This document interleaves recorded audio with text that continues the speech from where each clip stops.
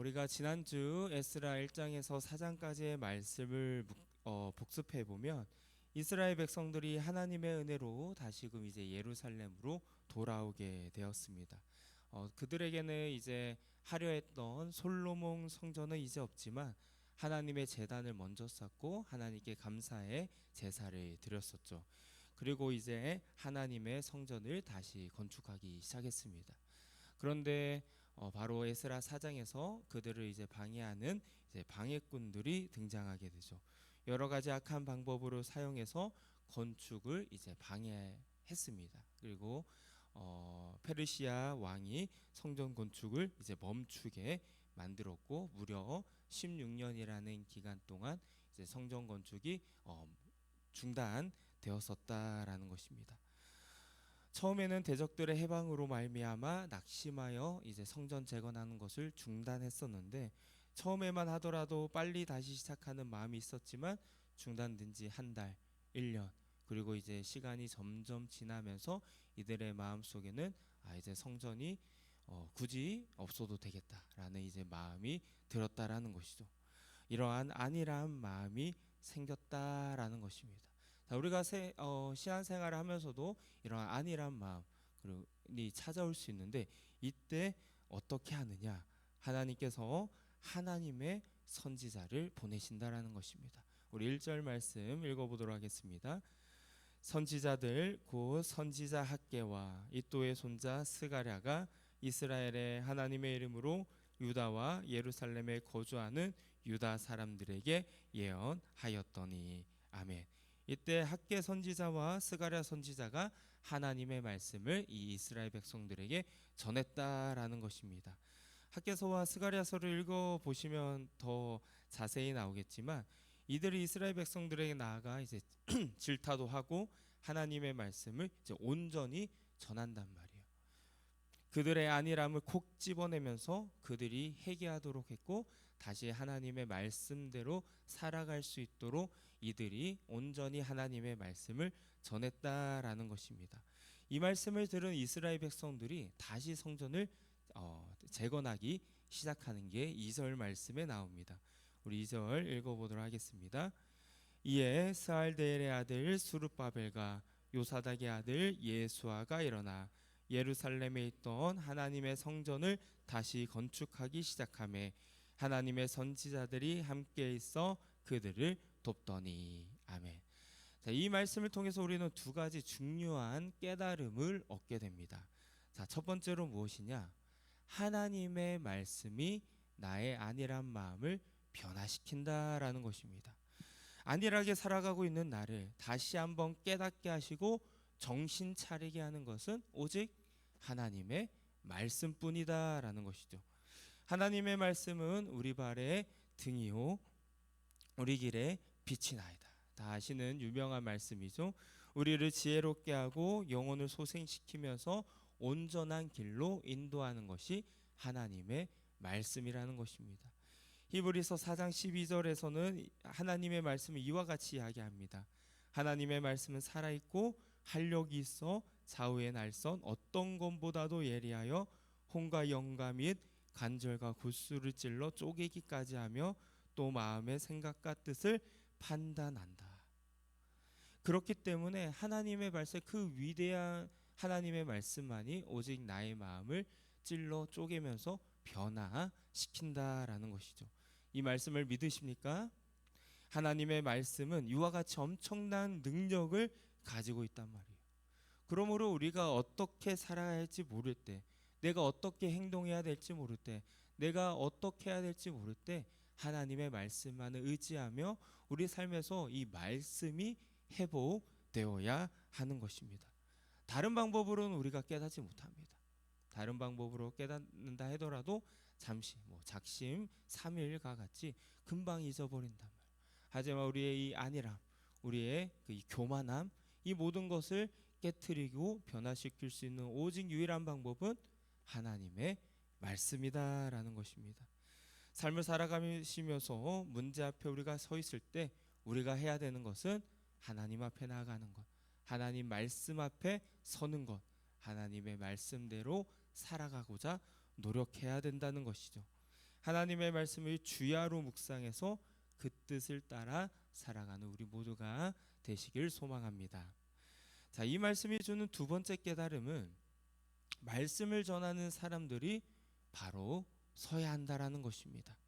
하나님의 말씀을 전한 학개와 스가랴와 같은 선지자가 없었다면 이스라엘 백성들은 계속 그 안일한 마음을 가지고 살았을 거예요.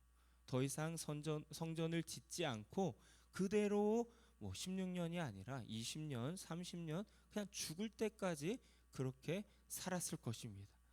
이 선지자들의 역할이 매우 중요하다라는 것이죠. 선지자들의 주 역할이 무엇입니까? 하나님의 말씀을 그냥 그대로 전하는 거예요. 백성들의 마음이 아플 수도 있고 기쁠 수도 있지만 아플 수도 있음에도 불구하고 그들이 하나님의 말씀을 그대로 전하는 것입니다. 하나님의 말씀을 왜곡하지 않고 어느 하나 빼지 않고 또 어느 하나 추가하지 않고 그대로 하나님의 말씀을 전하는 것이죠. 성경을 보시면 하나님의 선지자들도 나오지만 거짓 선지자들도 나옵니다. 거짓 선지자들이 어떤 선지자들입니까? 하나님의 말씀을 그대로 전하지 않아요. 하나님께서 주신 대로 전하지 않습니다. 자기들의 이익에 따라서 왜곡하고 거짓된 말씀을 전하는 것이죠. 그러니 결국 하나님의 백성들의 마음이 변화되지 않습니다. 하나님의 백성들을 더욱 악한 길로 걸어가게 만드는 것이 거짓 선지자들이 하는 역할이라는 것이죠. 그래서 제가 매번 자주 부탁드리지만 말씀을 전하는 이 우리 목회자들을 위해서, 교육자들을 위해서 기도하셔야 한다라는 것입니다. 우리가 하나님의 말씀을 어느 하나 빼지 않고 어느 하나 더하지 않고 그대로 전할 수 있도록, 거짓 선지자들이 되지 않도록 우리를 위해서 기도하셔야 한다라는 것이죠. 그 말씀을 누가 듣습니까? 바로 우리들이 듣는단 말이에요. 우리도 거짓 선지자들 이야기에서 이스라엘 백성들이 변화되지 않고 악한 길로 갔던 것처럼 혹시 우리가 거짓된 말씀을 전한다면 듣는 우리들이 그런 길을 걸어갈 수밖에 없게 되는 것입니다. 학개 스가랴를 통해서 들려진 하나님의 말씀으로 이스라엘 백성들이 완전히 변화됐잖아요.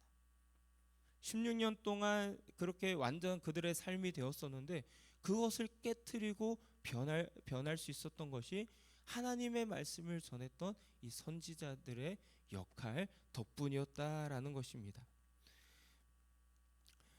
그래서 이 목회자들이 학개와 스가랴 같이 하나님의 말씀을 온전히 전할 수 있도록 기도해 주시기 부탁드립니다.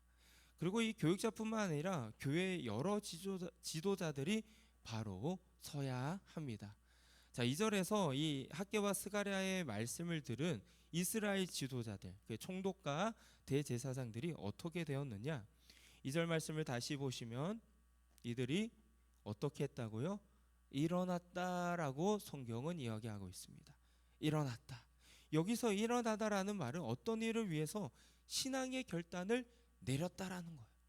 결단했다, 다짐했다라는 의미를 가지고 있습니다. 이는 이스라엘 지도자들의 신앙의 결단이 성전 재건을 가능하게 했다라고 말하는 것이죠. 어제도 제가 말씀을 들었지만 하나님께서 감동시키실 때 어떻게 해야 된다고요? 그 감동에 반응을 하고 응답을 해야 된단 말이에요. 이 지도자들이 먼저 응답해서 일어났어요. 그래서 온 백성들도 하나님의 감동을 주셨는데 이들이 지도자들의 모습을 보고 함께 일어나서 그 성전 짓기에 동참했다라는 것입니다. 교회에는 목회자들만 있는 것이 아닙니다. 성도 중에서도 당회가 있고 재직들이 있고 각 부서에 팀장들이 있잖아요. 그들이 한마음 한뜻이 되어 일어나야지 더 그 힘, 시너지를 받게 되는 것입니다. 우리가 어제 이제 VBS를 마쳤는데 이번에 VBS 준비하는 것을 제가 봤을 때도 그런 것이 보였습니다.